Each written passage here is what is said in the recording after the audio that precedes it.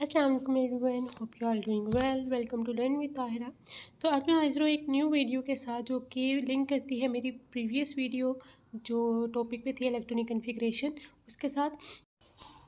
तो जैसे कि मैंने आपको इलेक्ट्रॉनिक कॉन्फ़िगरेशन की वीडियो में बताया था कि हमारे पास जो इलेक्ट्रॉन्स की फीलिंग होती है in the orbital for some reason जो होती है वो उस सीक्वेंस से होती है। ठीक है, तो आज मैं उसको रीज़न आपको बताऊंगी। ठीक है, तो हमारे पास जो इलेक्ट्रॉन की फीलिंग्स होती हैं ना बेटा, उसके लिए हमें 3 रूल दिए गए हैं। First one is Aufbau principle, second is Pauli exclusion principle and third is Hund's rule. ये तीनों रूल्स को फॉलो करते हुए हम लोग क्या करते हैं, अपने इलेक्ट्रॉन्स की फीलिंग करते हैं इन द ऑर्बिटल। सो हम लोग इसको एक एक करके पढ़ेंगे और मैं इसको अच्छे से एक्सप्लेन करूँगी हर प्रिंसिपल को, ताकि वो आपको याद हो जाए। इसकी वर्डिंग थोड़ी सी डिफ़िकल्ट होती है तो बच्चों को अक्सर समझ नहीं आता, बट आपने ये 3 प्रिंसिपल बहुत अच्छे से याद करने हैं। ये शॉर्ट क्वेश्चन के लिहाज से भी बहुत इंपॉर्टेंट है और ये आगे जो हम लोग वेरियस थियरीज़ पढ़ते हैं लाइक पीपीटी बेस पर, तो उसमें भी ये जो रूल्स हैं ये बहुत ज़्यादा यूज़ होने हैं। तो इसको आपने बहुत अच्छे से याद रखना है। Okay, so let's start the video. Okay, तो जो हमारा फर्स्ट प्रिंसिपल है दैट इज़ ऑफ प्रिंसिपल। तो ऑफ प्रिंसिपल के मुताबिक it states that if an electron has a number of orbital of different energy available, it will occupy the most stable orbital or the lowest energy orbital।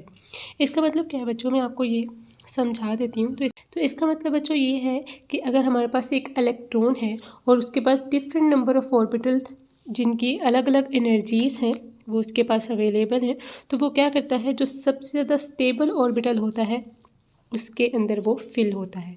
और आपको बेटा ये पता है कि मोर स्टेबल कौन सा वाला ऑर्बिटल होता है जिसकी एनर्जी जो होती है वो लेस होती है। ठीक है, जिसकी एनर्जी लेस होती है लोएस्ट एनर्जी ऑर्बिटल भी उसको कह सकते हैं और मोस्ट स्टेबल ऑर्बिटल भी कह सकते हैं। जैसे कि हमारे पास बेटा एग्जांपल में हमें दिया गया है एक हाइड्रोजन का एटम जिसके पास एक ही इलेक्ट्रॉन होता है। जैसे आपको पता है कि जो हाइड्रोजन का एटम होता है वो कुछ इस तरह का उसका स्ट्रक्चर होता है। ये हमारे पास बीच में न्यूक्लियस है और ये हमारे पास साइड पे ऑर्बिटल्स बने हुए हैं। ठीक है, तो उसके पास सिर्फ एक ही इलेक्ट्रॉन प्रेजेंट होता है। अब वो एक इलेक्ट्रॉन किधर फिलअप होगा, वो होगा लोएस्ट एनर्जी ऑर्बिटल के अंदर। और लोएस्ट एनर्जी ऑर्बिटल जैसे मैंने आपको प्रीवियस वीडियो में बताया था इलेक्ट्रॉनिक कॉन्फ़िगरेशन की, कि जो हमारे पास के शेल होता है वो हमारे पास लोएस्ट एनर्जी होता है और मोस्ट स्टेबल ऑर्बिटल होता है। ठीक है, या शेल होता है। तो हमारे पास जो इलेक्ट्रॉन है वो के शेल में जाएगा और के शेल में हमारे पास सब शेल कौन सा प्रेजेंट होता है, that is s subshell. तो एस जो इसकी जो इलेक्ट्रॉनिक कन्फिग्रेशन हाइड्रोजन एटम की तो जो बनेगी electronic configuration that will be 1s1। ये 1 जो है ये इलेक्ट्रॉन जो हमारे पास है उसको रिप्रेजेंट कर रहा है और ये हमारे पास सब शेल है जो कि मोस्ट स्टेबल सब शेल है। ओके, तो हमारा जो इलेक्ट्रॉनिक कन्फिग्रेशन हाइड्रोजन एटम की होती है 1s1, क्योंकि हमारे पास जो हाइड्रोजन होता है उसमें सिर्फ एक ही इलेक्ट्रॉन प्रेजेंट होता है। ठीक है, उम्मीद करती हूँ आपको ये समझ आ गया होगा। So move on the next one. No two electrons in the same orbital can have the same set of 4 quantum number। और हमें ये पता है कि 4 क्वांटम नंबर कौन से होते हैं। एक हमारे पास होता है प्रिंसिपल क्वांटम नंबर, सेकेंड हमारे पास होता है azimuthal quantum number, third one is magnetic quantum number and S is the spin quantum number. ठीक है, इसकी प्रॉपर पूरी एक्सप्लेनेशन है, डेरिवेशन है, वो भी इंशाल्लाह मैं आगे आने वाली वीडियोस में आपको समझाऊंगी। लेकिन आज हम जो बात करेंगे वो है हमारे पॉली प्रिंसिपल के बारे में। तो ये हमें ये कहता है बच्चों, इसमें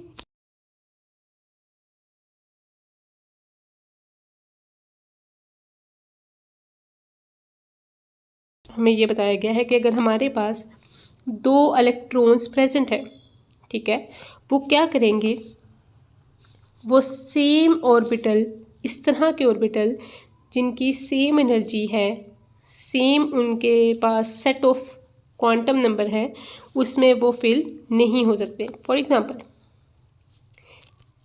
वो कहना चाह रहा है कि हमारे पास एक अगर हमारे पास इलेक्ट्रॉन है जिसकी स्पिन कुछ इस तरह की है और दूसरा भी जो हमारे पास इलेक्ट्रॉन है उसकी स्पिन भी कुछ इस तरह की है, तो वो एक ही ऑर्बिटल के अंदर फिलअप नहीं होंगे। वो एक ही ऑर्बिटल के अंदर फिलअप नहीं होंगे, बल्कि वो क्या करेंगे, इनमें से किसी एक इलेक्ट्रॉन की कोई कोई भी जो क्वांटम नंबर है वो डिफरेंट होना चाहिए। It may be spin quantum number, magnetic quantum number, azimuthal quantum number different होना चाहिए।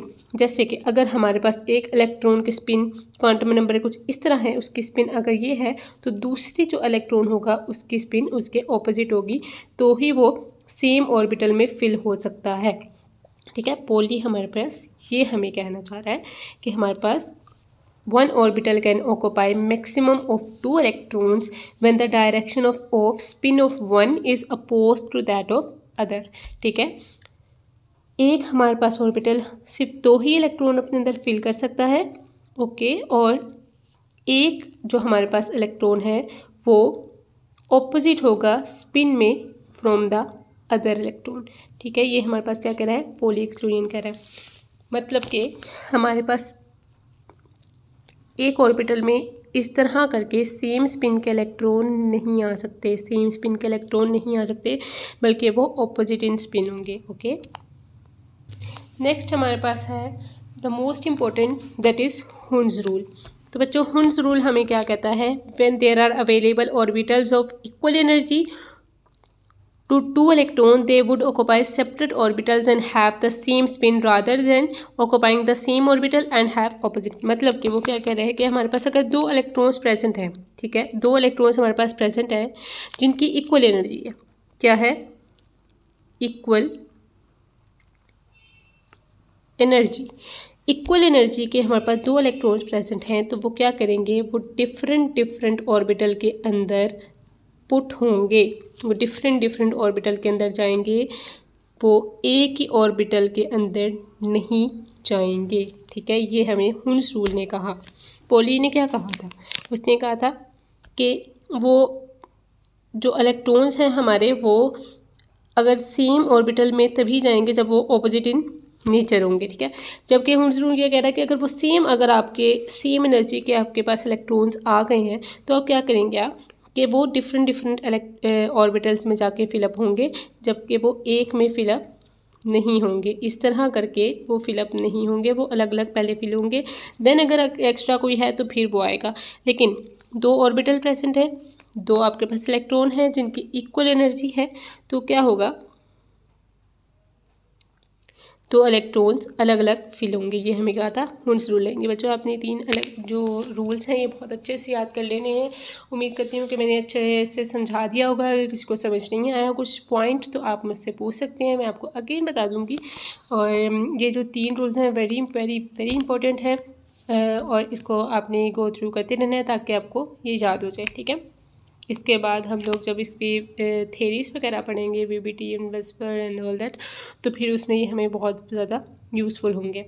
तो उम्मीद करती हूँ कि आज का लेक्चर आप लोगों को समझ आया होगा, और इसी तरह के लिए मज़ीद वीडियोस के लिए जुड़िए रहिए लर्न विद ताहिरा के साथ। Thank you so much for watching. अल्लाह हाफ़िज़।